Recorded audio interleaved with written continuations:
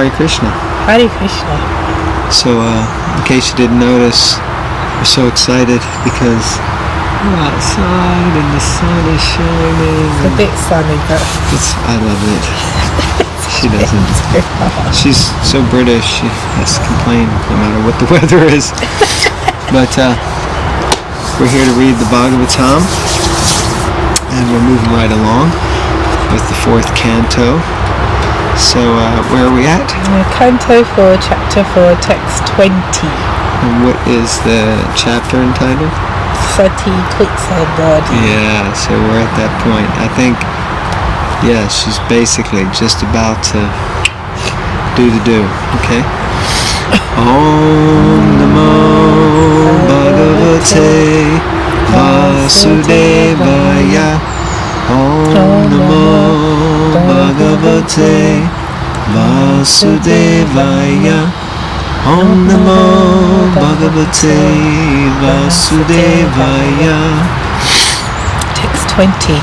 In the Vedas there are directions for 2 kinds of activities.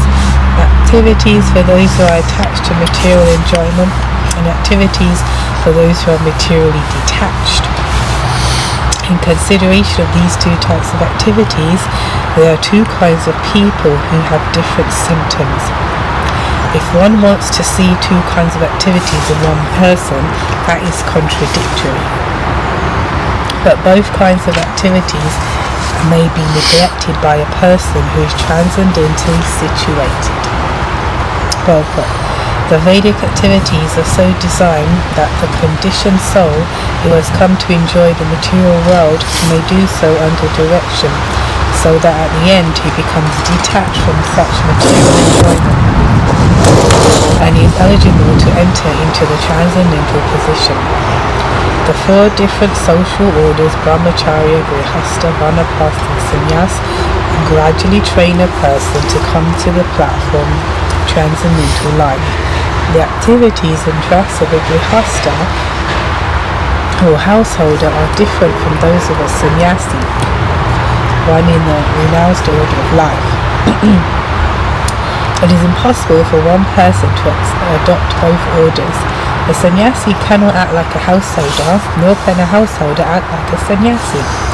But above these 2 kinds of persons, one who engages in material activities and one who has renounced material activities, there is the person who is transcendental to both. Lord Shiva is in the transcendental position because, as stated before, he is always absorbed in the thought of Lord Vasudeva within himself. Therefore, neither the activities of the grihastha nor those of the sannyasi in the renounced order can be applicable for him. He is in the Paramahamsa stage, the highest perfectional stage of life.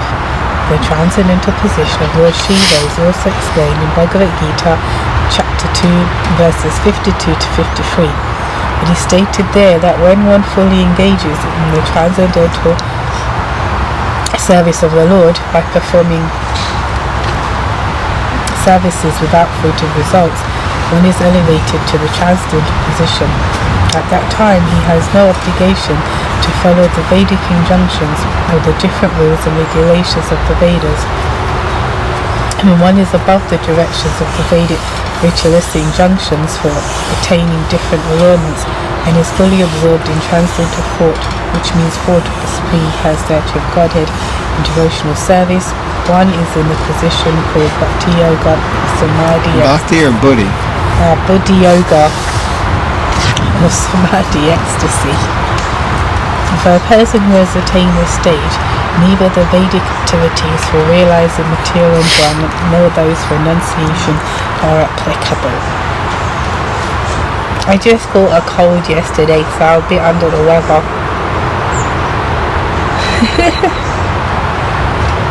But I like this point that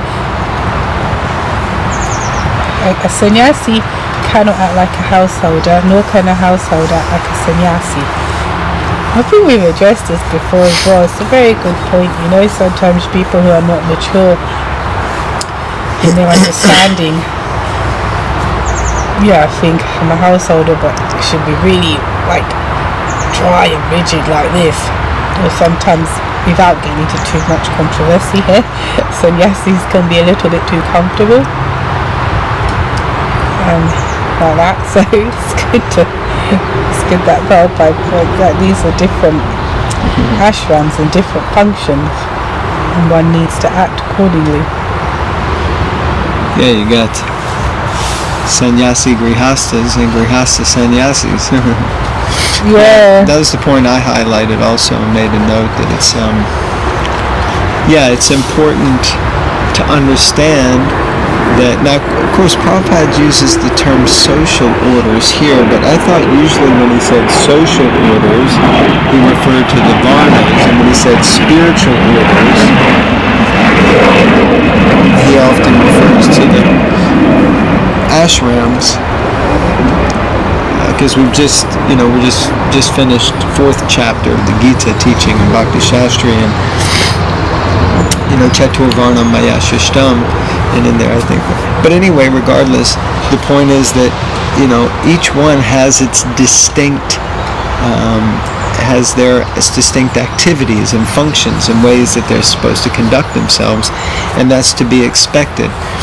And the challenge, I think, within our current society is that everyone thinks everyone should be maybe a sannyasi or a brahmachari, and and even then they may or may not be exactly being what they're meant to be. So it's it's a little convoluted. Now, of course, Prabhupada qualifies this by saying that you can't be both a grihasta and a sannyasi or any of the other 4 in any orientation, but he says that if you're transcendental, then you can be transcendental to both. But being transcendental is quite a high platform, so we have to genuinely really be transcendental. So. Yeah. Okay. Text 21.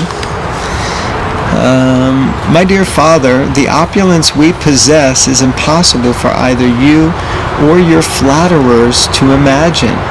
For persons who engage in fruitive activities by performing great sacrifices are concerned with satisfying their bodily necessities by eating foodstuff offered as a sacrifice.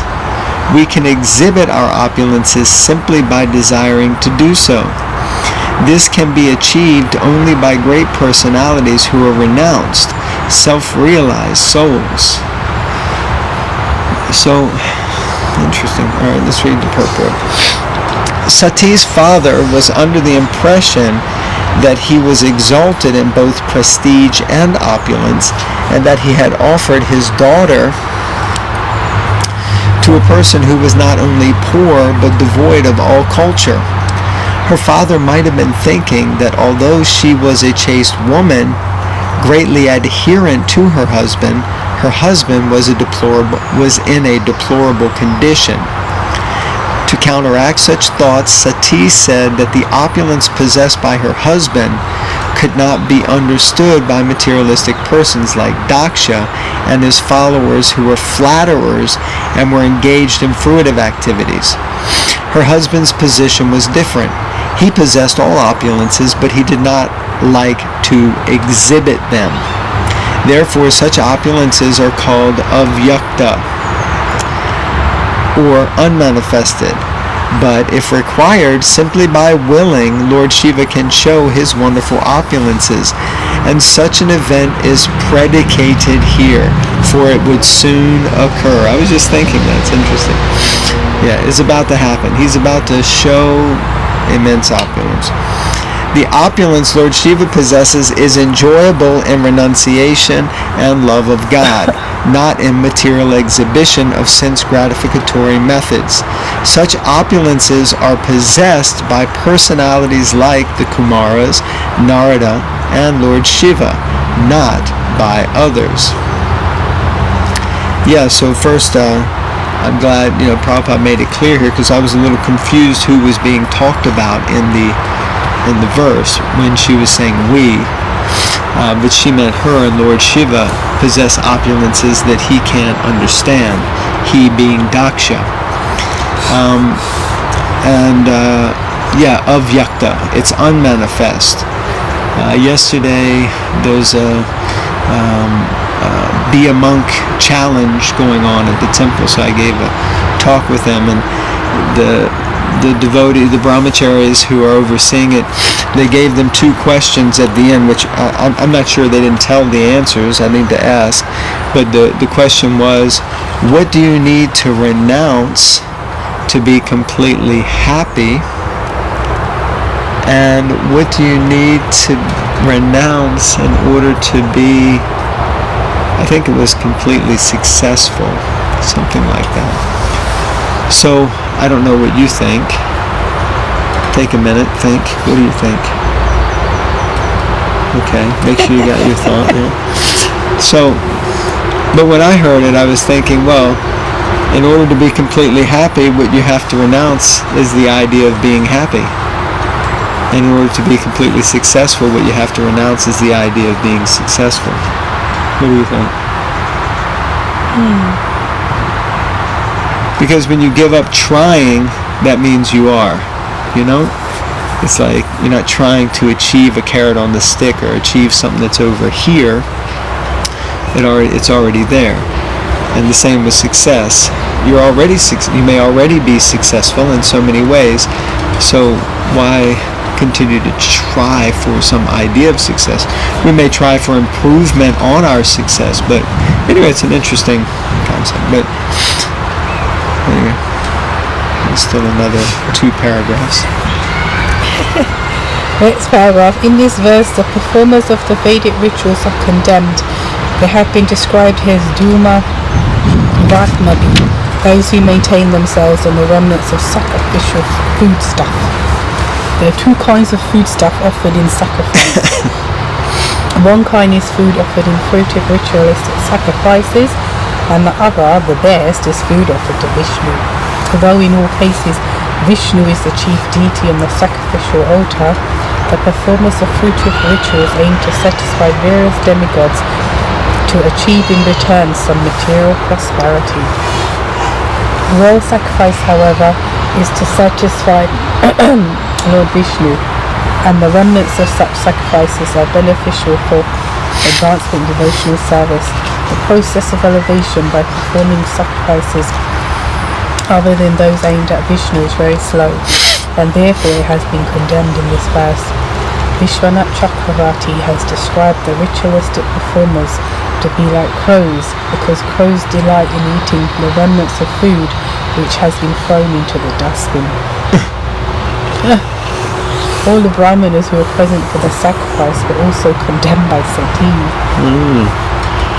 Yeah, because the woman scorned, she's going to take them all down.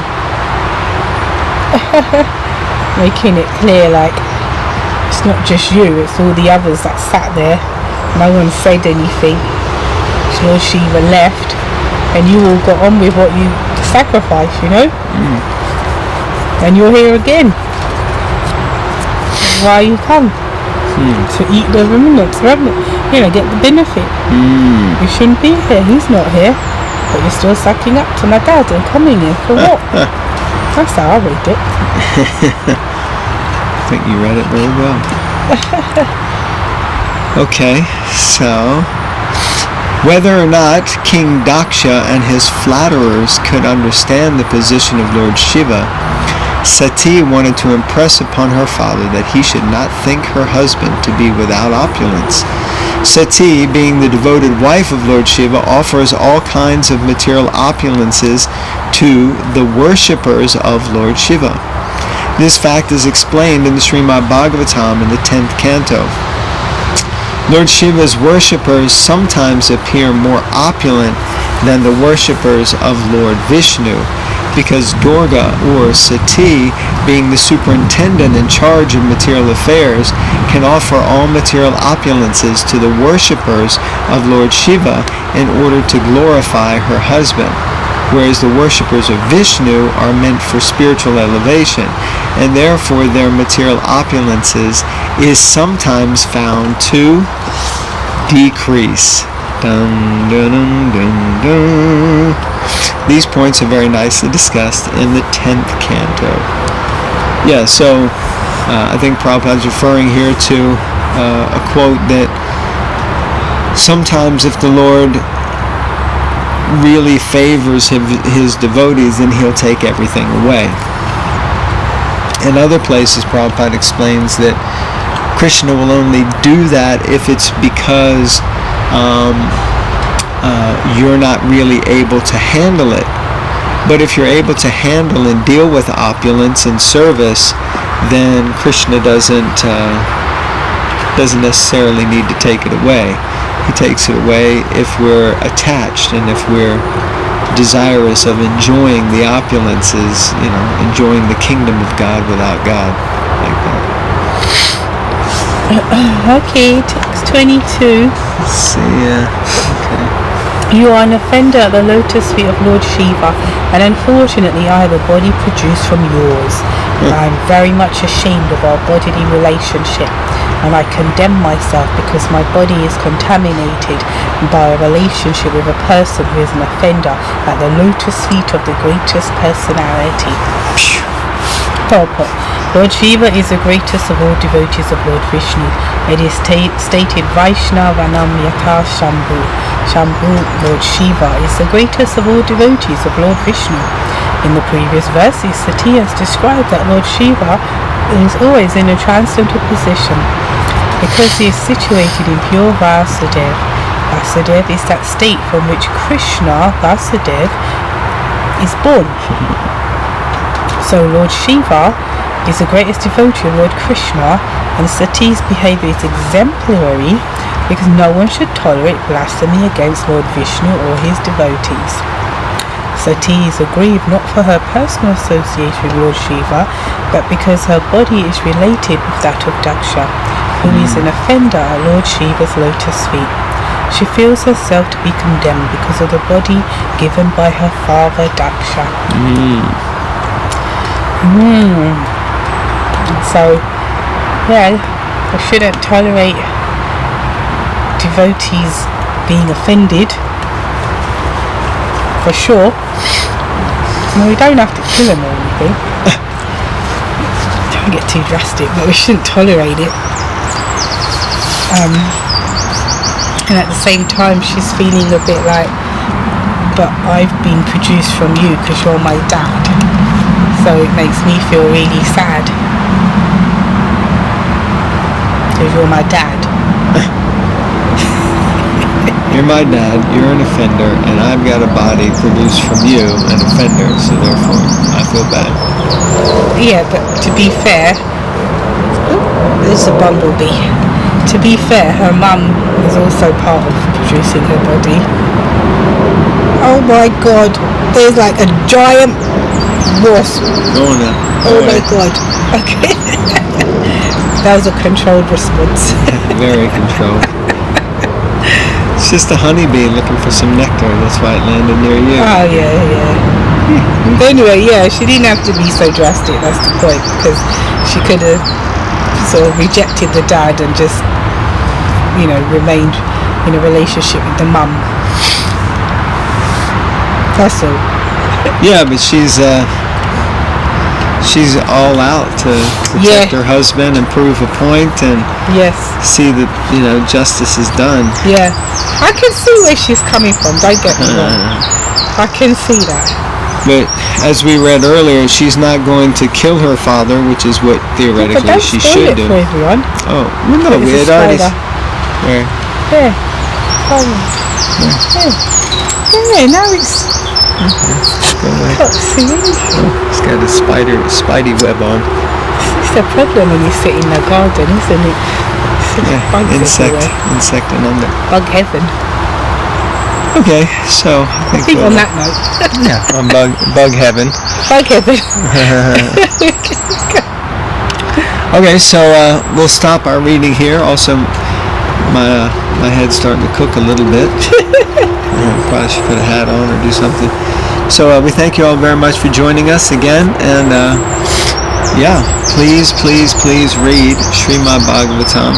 I just read this morning, I gave class at the Manor, and there was a quote from the second canto stating that one who regularly reads the Srimad Bhagavatam and takes seriously the topic matter therein In a very short time, the Supreme Personality of Godhead will manifest within their heart.